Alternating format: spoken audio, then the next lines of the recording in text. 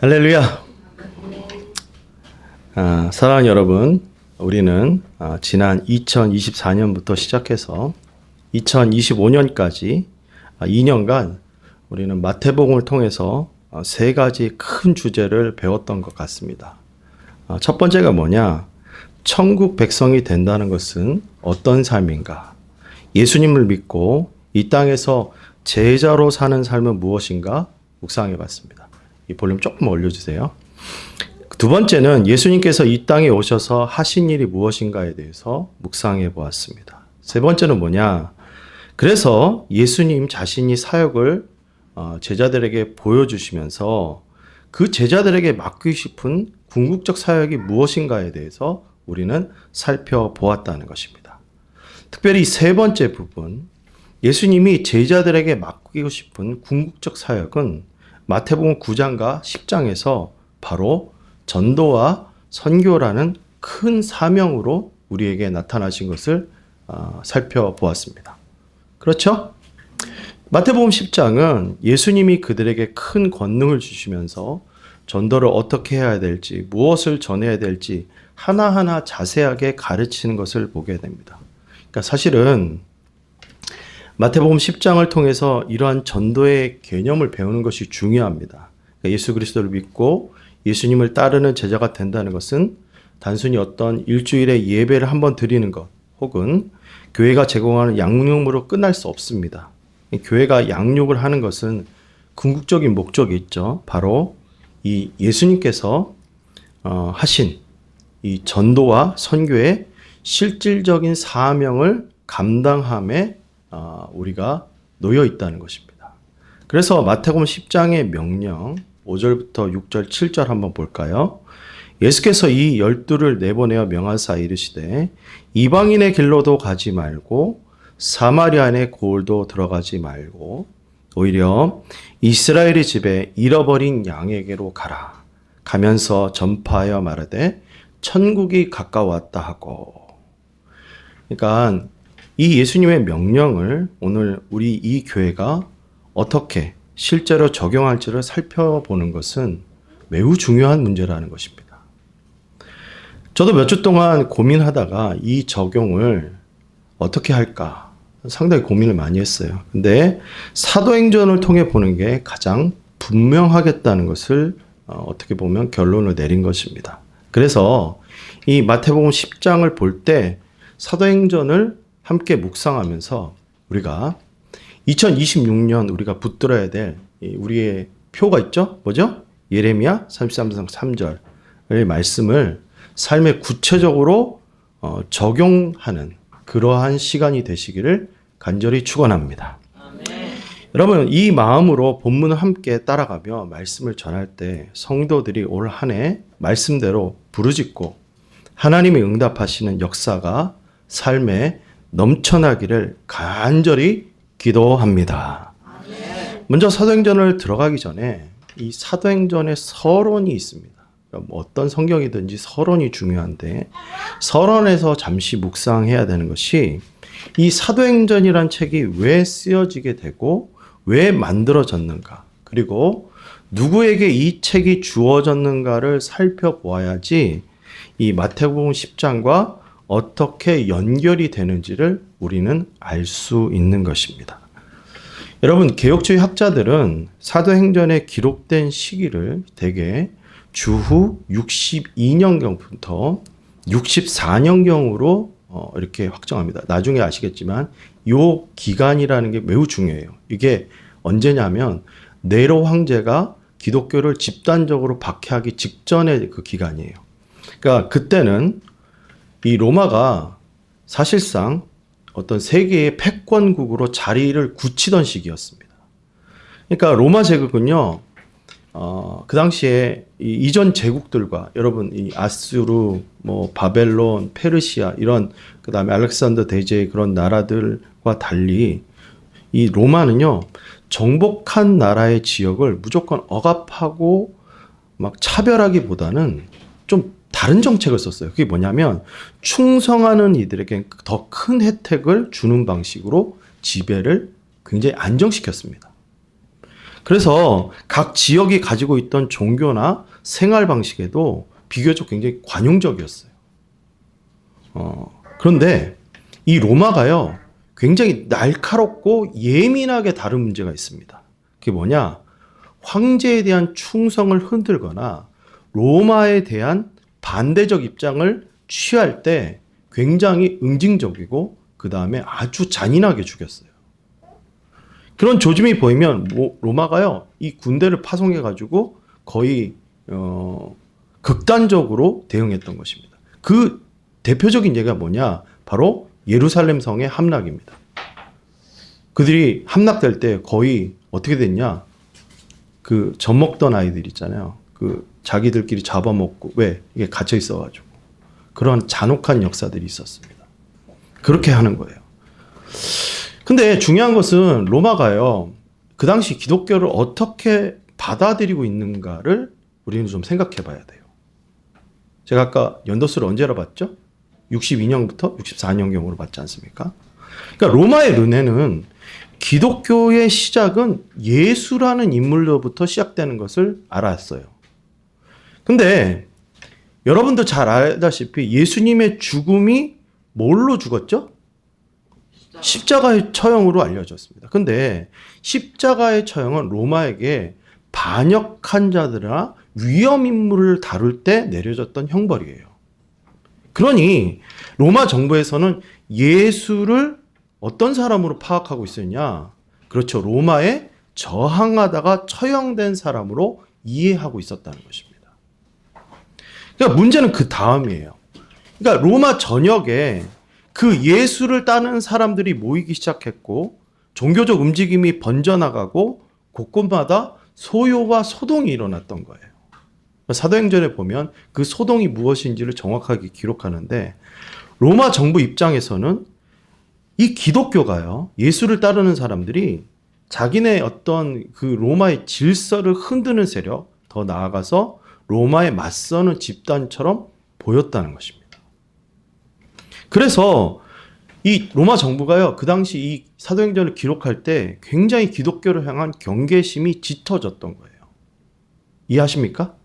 그래서 사도 누가는 로마 정부가 가지고 있었던 그 편협한 오해를 바로잡고자 했다는 거예요. 기독교는 로마에 대항하려는 정치 세력이 아니라 참되신 하나님의 역사라는 사실을 변증하기 위해서 사도행전을 기록했다는 것을 여러분 우리는 중요하게 생각해야 됩니다.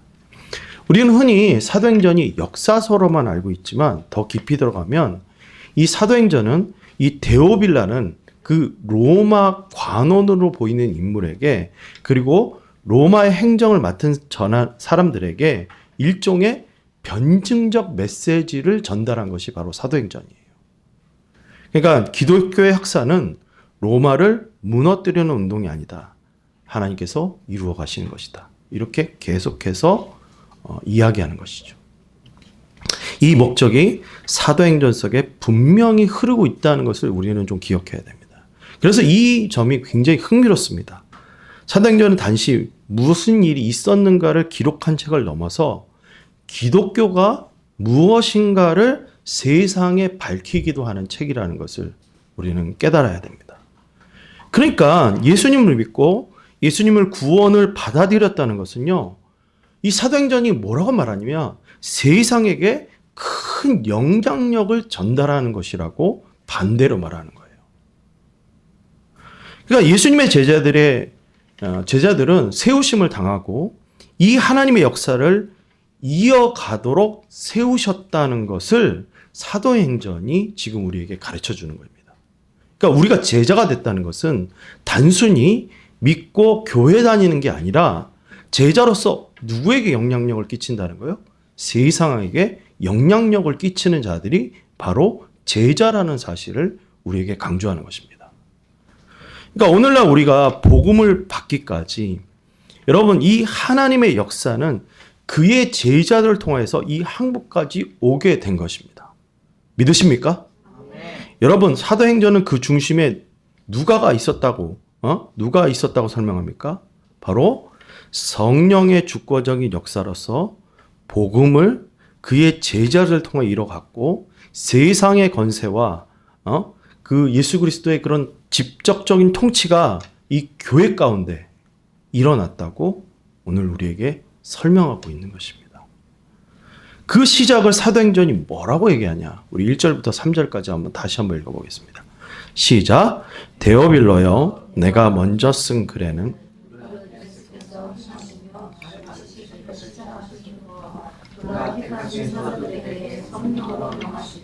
승천하신 날까지의 일을 기록하였노라.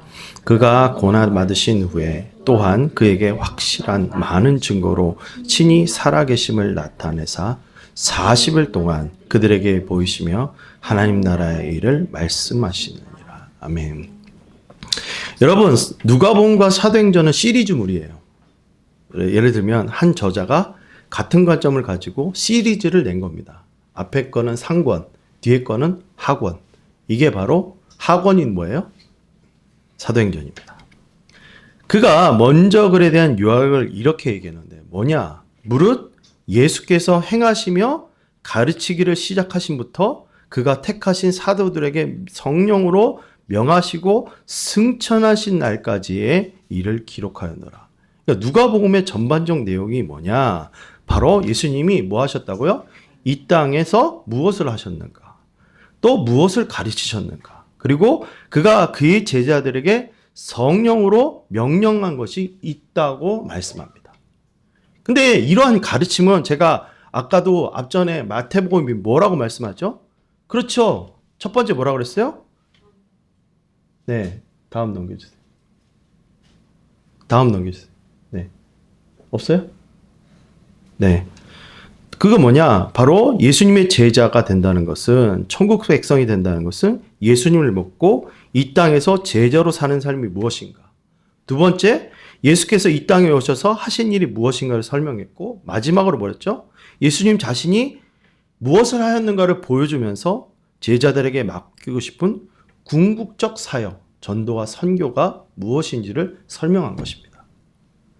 그러니까 앞에서 언급했듯이 예수님은 제자를 삼으신 궁극적인 목적이 바로 예수님께서 이 땅에서 행하신 그의 사역과 그의 가르침이 그가 명령하신 전도와 선교를 위해서 성령을 따르기 위함이라고 지금 사도행전은 오늘 정의하는 것입니다.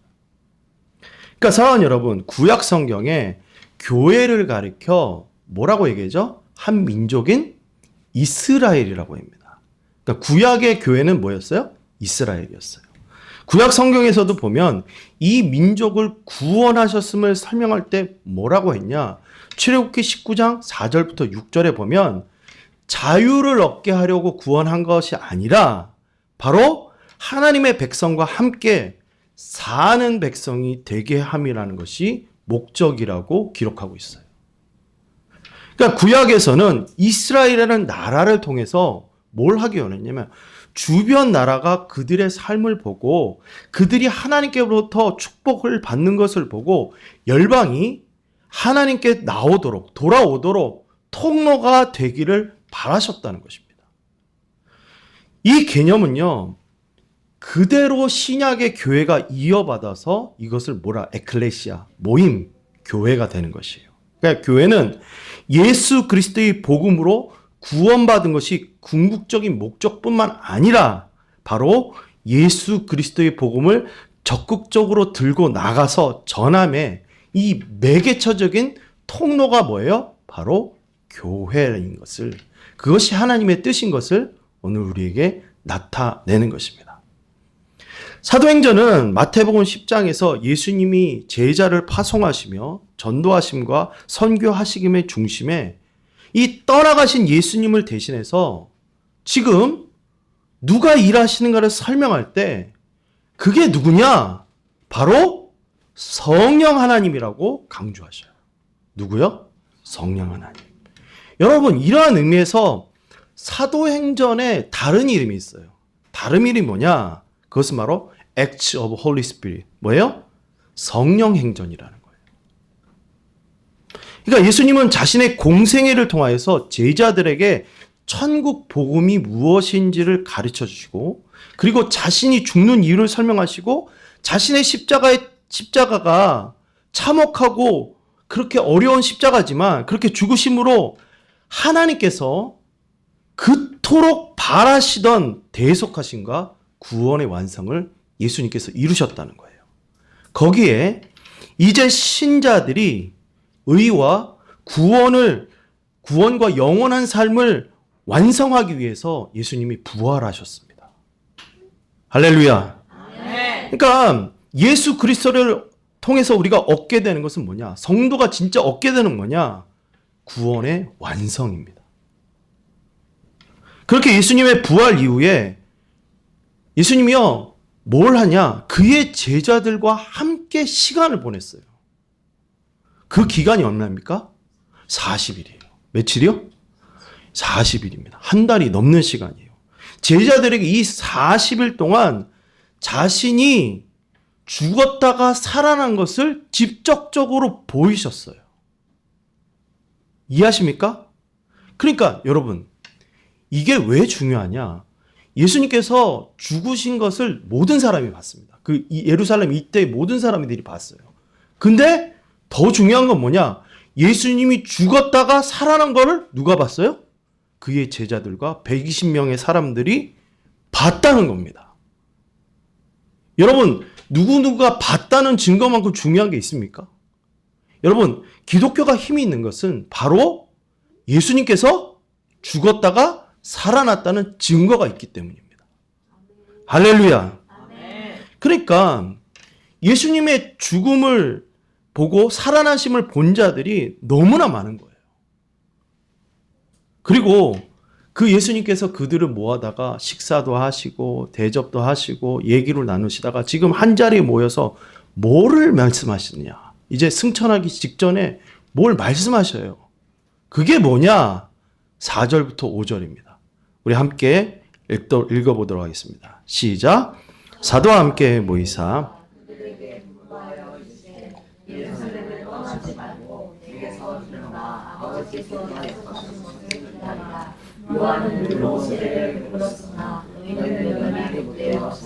세례를 받으리라 하셨느니라. 아멘. 여러분, 사도행전은 이 마태복음 10장의 구체적인 적용이 일어나기 위해서 아주 중요한 키워드가 있다고 합니다.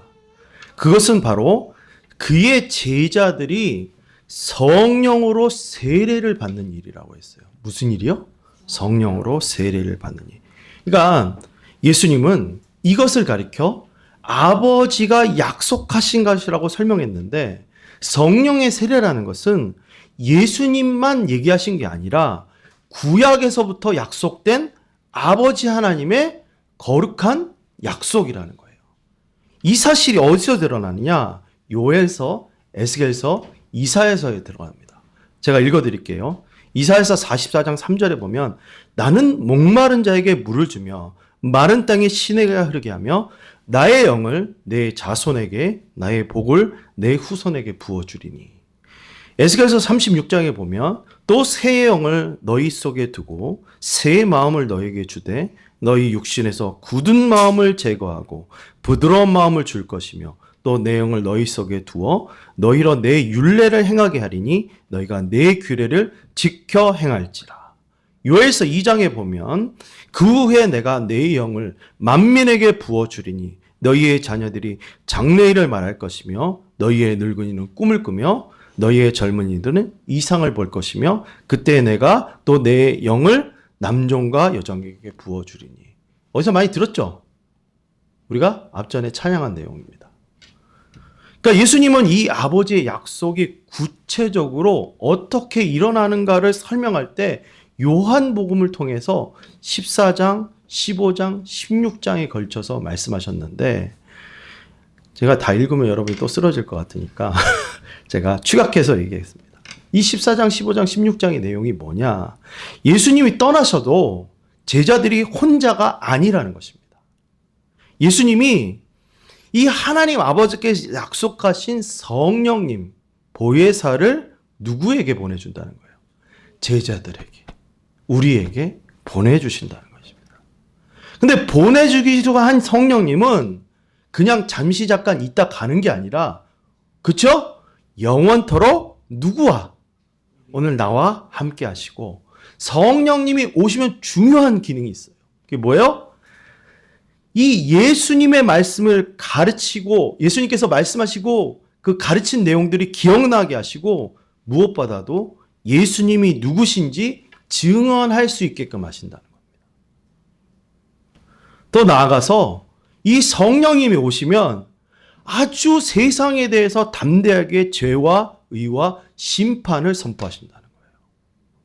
그리고 제자들은 모든 진리로 인도하는 분이 바로 성령 하나님이라는 것입니다. 할렐루야. 아멘. 예수님 특별히 이 요한복음에서 성령을 제자들이 받아야 되는 이유를 이렇게 설명합니다. 요한복음 16장 12절에 보면 아직 더 할 말이 많지만 지금은 너희가 감당이 안 된다는 거예요. 그러니까 이 무슨 얘기냐면 예수님이 3년 동안 제자들에게 가르치셨어요. 그 결과가 뭐였어요? 배신이었어요. 욕을 하면 안 됩니다. 네. 그러니까 제자들은 예수님께 3년 동안 배웠는데 그때 뭘 깨닫지 못했느냐? 예수님께 가르쳐준 십자가와 부활의 의미, 복음의 의미가 전혀 무엇인지를 깨닫지 못했습니다. 그러니까 한마디로 말해서 그릇이 준비가 안 된 거예요. 그래서 예수님은 그 그릇이 준비되는 중요한 작용 원리가 뭐냐? 내가 떠난 뒤에 성령님이 오시면 너희를 어디로요? 모든 진리 가운데로 인도하신다는 것입니다. 그러니까 그 요한복음 16장의 말씀에 그 약속이 지금 예수님께서 사도행전 1장에 지금 뭐예요? 실제로 지시하고 명령하시는 거예요. 할렐루야. 아멘. 그러니까 사도행전에서 예수님의 명령은 제자가, 자 들으세요. 제자들이 예수님께서 부탁하신, 예수님께서 가르치신 온전한 사명을 수행하기 위해서는 반드시 성령으로 세례를 받는 사건이 충족되어야 된다는 것을 강조하고 또 강조하는 거예요. 그러므로 예수님 믿는 제자들이란 반드시 누구를 받아야 됩니까? 성령을 받아야 돼요. 할렐루야. 여러분, 그러므로 성령 세례는 뭡니까? 성령 어떻게 받는 거예요? 성령 세례를 여러분 어떻게 받는 겁니까? 여러분, 우리가 여기에 큰 오해들이 있는데 제가 좀 정리하면서 가겠습니다. 성령 세례는 어떠한 특별한 비법을 해서 얻는 경험이 아닙니다. 예수를 믿는 사람이 될 때 하나님이 주시는 뭐예요? 선물입니다. 그러니까 우리가 할 일은 어떠한 노력과 조작이 아니라 복음을 듣고 믿고 뭐예요? 돌아서는 거예요. 따라합시다. 믿고, 죄송합니다. 듣고, 믿고, 돌아서자. 다시 한번. 듣고, 믿고, 돌아서자. 그러니까 흐름을 5가지로 이해하면 좋습니다. 여러분, 이게 꼭 다 이런 건 아니에요. 근데 제가 여러분들에게 이해를 편하기 위해서 성령 세례를 받는 법을 논리적으로 설명한 거예요. 첫 번째 뭐예요? 복음을 접해야 돼요. 여러분, 성령 세례라는 건 어느 날 갑자기 하늘에서 뚝 떨어지는 신비한 체험이 아닙니다. 보통 예수님의 이야기를 듣고 시작됩니다.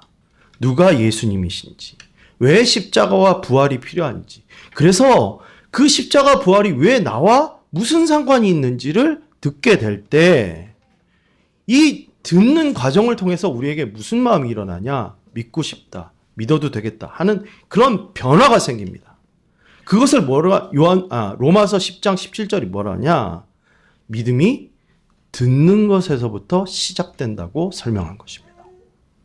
그러니까 쉽게 말해서 성령의 역사는 복음이 들어올 때 어떻게 된다고요? 같이 들어옵니다. 두 번째, 성령이요, 그 다음에 우리에게 작용하시는 원리가 있어요. 새롭게 하십니다. 뭐 어떻게 하신다고요? 새롭게 하셔. 그러니까 사람이요, 스스로 내가 성령을 잡아야지 해서 사람이 바뀌는 게 아닙니다. 성령께서 먼저 내 마음에 스위치를 켜주셔야 돼요. 그 스위치가 뭐냐? 예전에는 하나님이 별로 이 현실적 감각이 없는 거예요. 있는지 없는지 잘 모르겠고 복음이 이해가 안 가고 믿는 게 부담스러워요. 근데 어느 순간 성령께서 나의 마음을 변화시키십니다. 그 변화시킨 결과가 뭐냐? 내가 하나님과 상관이 있구나. 나에게 진짜 예수님이 필요하구나. 예수님이 진짜이구나. 이게 믿어지는 거예요. 그러니까 중요한 게 뭐예요? 마음의 변화가 일어나기 시작합니다. 예수님은 이걸 가리켜 뭐라 그랬어요? 거듭남이라고 표현한 것입니다. 그러니까 쉽게 말해서 내가 하나님을 찾기 시작한 게 아니라 하나님이요 내 안에 깨우시기 시작해요. 그것은 뭐예요? 새로운 피조물이 되는 겁니다. 새 마음이 열어지는 거예요. 그 다음에 중요한 증거가 나타나요. 그게 뭐예요? 예수님을 믿고 돌아섭니다. 믿음이 생기고 회개가 일어나요. 그러니까 복음을 듣고 마음이 열리면 그 다음에 뭐냐? 이제 내 인생을 주님께 맡기겠습니다. 이러한 결단이 일어나는 거예요. 그 다음에 뭐예요? 하나님 없이 살던 그 마음들을 주여 내가 회개하오니 이제는 주님을 위해서 살기를 원합니다. 이게 바로 성령 세례의 중요한 증거예요. 그래서 회개하고 예수의 이름으로 세례를 받고 이 성령의 선물을 받게 되는 것입니다. 네 번째, 그 순간 하나님이 내 안에 들어와 사신다를 인정하고 그것을 실제로 느끼고 살아갑니다. 성령 세례는 특별한 이벤트가 아니라 그리스도와 내가 하나 되는 그 순간을 경험하는 거예요. 그러니까 내 안에 계시고 내가 예수님께 속한 사람이 되고 교회의 한 구성원이 된다. 이게 다 믿어지는 거예요. 쉽게 말해서 내가 예수님 편이 되는 게 아니라 예수님이 나를 자기의 사람으로 붙들어 주신다를 믿게 되는 겁니다. 그 다음에 물 세례가 뭐냐? 물 세례는 바깥으로 보이는 확정이에요. 그러니까 무슨이야? 물 세례를 받는다는 것은 그냥 어떤 세례 받았다 이게 끝나는 게 아니라 이 성령 세례, 그러니까 이미 하신 하나님의 일들을 확증하고 신앙 고백하고 사람들에게 보여주는 아주 중요한 외적 증표입니다. 할렐루야. 자, 이렇게 4절부터 5절에 보면 그들에게 분부하여 이르시되 예루살렘을 떠나지 말고 내게서 들은 바 아버지께 약속하신 것을 기다리라고 했어요. 예수님께서 지금 4절, 5절에 강조한 것이 있어요. 그게 뭐죠? 그렇죠. 제자가 성령을 받기 위해서 무엇을 바라라고 하셨어요? 기다림. 따라합시다. 기다림. 그러니까 예수님의 명령은 기도해서 성령을 획득하라가 아니었어요. 뭐죠? 기다려라 했습니다. 기다려라. Wait. 여러분, 예수님의 이 명령이요, 좀 이해가 안 가요. 근데 예수님의 명령은 초점이 있다는 거예요. 바로 하나님 아버지와 자신이 약속한 그 약속을 붙잡고 그 약속이 이루어질 것을 기다리는 것이 중요하다는 거예요. 사랑하는 여러분, 이 부분은 신앙에 있어서 매우 중요한 부분이에요. 그러니까 성경은 많은 경우 오늘날 나의 그 삶에 하나님의 약속이 이루어지기 위해서 반드시 신자가 해야 되는 중요한 행동이 있는데 그걸 뭐라고요? 약속을 붙잡고 기다리라고 했습니다. 여러분, 그게요, 여기서만 나오는 게 아니라 아브라함도 그랬고 이삭도 그랬고 야곱도 그랬고 요셉도 그랬고 우리의 모든 선진들이 하나님의 약속을 받은 그날부터 뭐 했어요? 그 약속 때문에 기다렸습니다. 믿음은 기다리는 것입니다. 따라합시다. 믿음은 기다립니다. 근데 여러분, 믿음이 기다림이라는 사실은 알지만 그 기다림이라는 것이 내게 적용될 때는 매우 매우 어려운 얘기예요. 저도요, 이 성령 받기를 정말로 간구할 때 정말 한 달 이상 걸렸어요. 약속한 말씀 붙잡고 기도하면서 매일매일 기다렸어요. 그러니까 성령께서 나의 삶을 지배하는 것이 되기 위해서는 머리로만 깨닫는 것이 아니라 뭐예요? 그렇죠. 정확한 행동, 기다림이 필요하다는 것입니다. 여러분, 우리가 이 지식으로만 알고 있는 그 하나님의 말씀이 가슴으로 다가와서 이 30cm의 여행이 끝나는 종결점이 뭐냐? 바로 성령이 오늘 우리의 삶에 임하게 되는, 그리고 성령의 역사가 우리의 삶을 주관하게 되는 때인 줄 믿으시기 바랍니다. 신자의 삶은 반드시 이 강력한 성령의 역사로 말미암아 신앙이 시작됩니다. 그래서 모든 믿는 자는 반드시 성령으로 거듭남이 있어야 되는 것입니다. 그 약속을 이루는 단추가 뭐냐? 바로 약속의 말씀을 붙잡고 기다리는 것입니다. 근데 재밌는 사실은 뭐냐면 제자들은 기도했어요. 왜 기다렸을까? 기다리라고 했는데 왜 기도했을까? 그렇죠. 기다림의 정상적인 모습이 기도이기 때문입니다. 사도행전 1장 14절은 제자들이 마음을 같이하여 전혀 뭐에? 기도에 힘썼다. 따라합시다.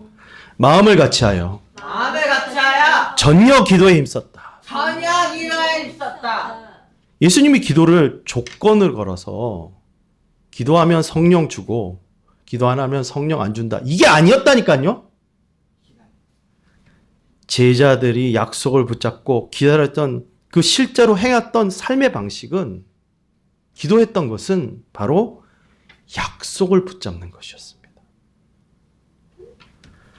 하나님의 약속을 기다리는 사람은 반드시 기도하는 것이 자연스러운 태도입니다. 여러분, 개혁주의 신학이 가르치는 중요한 신앙적 관점이 있다고 제가 누누이 강조해요. 그러니까 하나님은 이 어떤 우리에게 약속을 이루시는 것도 정해주실 뿐만 아니라 그 약속을 이루시는 수단도 우리에게 함께 정해주신다는 거예요.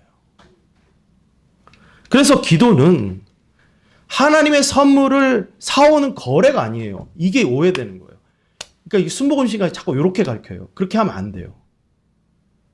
약속을 믿는 사람이 취하는 믿음의 호흡이고 하나님이 정하신 방식으로 그 선물을 받아 누리게 하는 통로가 기다리며 기도라는 것입니다. 아멘. 사랑하는 여러분, 올 한 해 우리 하나님께서 우리 공동체에게 주신 말씀이 뭐라 그랬죠? 예레미야 33장 3절. 너는 내게 부르짖으라. 내가 내게 응답하겠고 내가 알지 못하는 크고 은밀한 일을 내게 보이리라. 여러분, 이 말씀과 이 말씀을 연결해서 본다면 이 교회가, 또한 우리가 하나님의 역사, 우리가 알지 못하는 정말 크고 은밀한 일들을 맞이하게 해서 무엇보다도 오늘 이 교회와 개인이 뭘 했냐? 주어진 말씀을 붙잡고 성령을 주신다는 약속을 붙잡고 기도하며 기다려야 될 줄 믿습니다. 아멘. 그 기다림의 실제적 행동이 무엇입니까? 그렇죠. 약속이 이루어지기 위해서 우리는 오늘 기도하면서 순종하는 것입니다. 저는 지금 이 한 주 우리 교회의 상황을 굉장히 객관적으로 파악을 해보려고 노력을 했어요. 도대체 우리의 교회의 문제가 무엇인가? 어떻게 보면 왜 이렇게 숨이 막히는 것일까? 왜 이렇게 재정적으로 힘이 드는 건가? 왜 아무 응답이 없는가? 뭐 이런 여러 가지 각도에서 교회를 바라봤어요. 근데 말씀을 듣고 말씀을 볼 때마다 제가 깨달아지는 건 뭐냐? 이것은, 이러한 현상들은 약속이 이루어지기 전의 상황이라는 것을 성경이 우리에게 강조하는 것입니다. 예수님은 그 약속이 이루어지는 것을 몇 날이 못 돼요라고 오늘 말씀하십니다. 중요한 것은 약속을 붙잡고 우리가 함께 마음을 모으는 것입니다. 뭐 하는 거예요? 약속을 붙잡고 마음을 모아야 합니다. 정말 안타까운 것은 자, 이렇게 보면 지금 아이들도 방학하고 상황적으로 우리가 새벽에 모여서 기도할 수 있는 최적의 시간들이에요. 근데 감히 제가 좀 도전을 하고 싶어요. 우리가 지금 새벽 기도가 방학이 또 얼마 남지가 않았어요. 근데 지금 우리는 남은 기간 동안에 뭘 해야 되냐? 아이부터 어른에 이르기까지 약속의 말씀을 붙잡고 함께 기도해야 된다는 것입니다. 사도행전은 이 교회가 하나님의 크고 비밀한 역사의 그 키워드를 갖기 위해서 너희가 뭐 하기를? 그렇죠. 약속의 말씀을 붙잡고 기도할 것을 말씀합니다. 사랑하는 성도 여러분, 지금 교회적으로 또 나라적으로 봤을 때 얼마나 큰 위기입니까? 여러분 지금 교회도 문제지만 그보다 나라를 보면 한숨이 저절로 쉰다고 계속 얘기합니다. 어려워요. 그런데 그걸 아셔야 돼요. 어려우면 항상 신자에게 있어서 하나님의 도우심을 받는 통로가 되었다는 것을 우리는 믿음을 갖고 바라봐야 될 줄 믿습니다. 사랑하는 여러분, 우리는 지금 잠잘 때가 아닙니다. 기도할 때입니다. 아멘? 아멘. 이 기도할 때라 그러면 아멘을 안 해. 고개를 숙여. 좀 아멘을 좀 큰 목소리로 합시다. 아멘? 아멘. 여러분, 우리 성도님들 정말 기도에 열심인 거 알아요. 저보다 열심히 하고 다 알아요. 제가 그거를 정죄하는 게 아닙니다. 그런데 오늘 사도행전은 개인이 얼마나 열심히 기도하고 기도를 사모하는지에 관한 말씀이 아니에요. 그렇죠. 함께 모여서 기도하는 것이 중요하다는 것을, 약속의 말씀을 붙잡고 함께 기도하는 것이 중요한 시기라는 것을 우리에게 깨우치는 것입니다. 아멘. 여러분 새벽에 모이십시다. 아멘. 새벽에 기도합시다. 아멘. 여러분 우리가 지금 저녁에 다 모일 수 없지 않습니까? 그럼 적어도 새벽에 좀 모여야 될 거 아니에요. 제가 좀 챌린지합니다. 우리가 영적으로 좀 도전합시다. 좀 새벽에 나오십시오. 깨워서 나오는 새벽 기도가 아니라 좀 각자가 나와서 믿음을 가지고 예수님이 약속하신 것을 붙잡고 우리가 좀 목 놓아 기도하는, 그래서 정말 하나님의 응답을 경험하는 이 한 해가 됐으면 정말 간절히 바랍니다. 오늘 우리가 전도하는 교회, 선교하고 또 하나님의 뜻과 복음을 위하여서 정말 많은 사람을 살리기 위해서 나아가야 되는데 정작 엔진이 탑재가 안 됐어요. 성령이 준비가 안 된 거야. 그러니까 밍밍한 거예요. 뭘 들어도 반응이 없는 겁니다. 여러분, 이 교회가 정말 사명을 받아서 정말 예수님께서 원하시는 그 사도행전적 교회, 성령이 역사하시는 교회가 되기 위해서는 무엇보다도 우리가 예수의 성령을 사모하는 공동체가 되어야 될 줄 믿습니다. 네. 이 한 주 약속의 말씀을 붙잡고 기다립시다.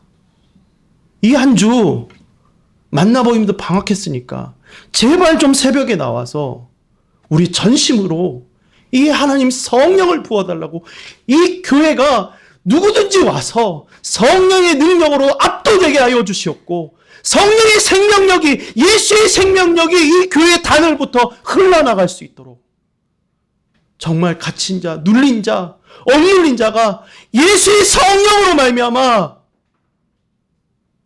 살아나게 해달라고, 그러한 사도행전적 역사가 이 교회를 통해 일어나게 해달라고 우리가 기도하며 나가시기를 간절히 축원합니다. 아멘. 이 한 주 새벽을 붙읍시다. 아멘. 이 한 주 새벽에 기다림으로 주님의 약속을 사모하시길 예수의 이름으로 축원합니다. 아멘. 찬양합시다.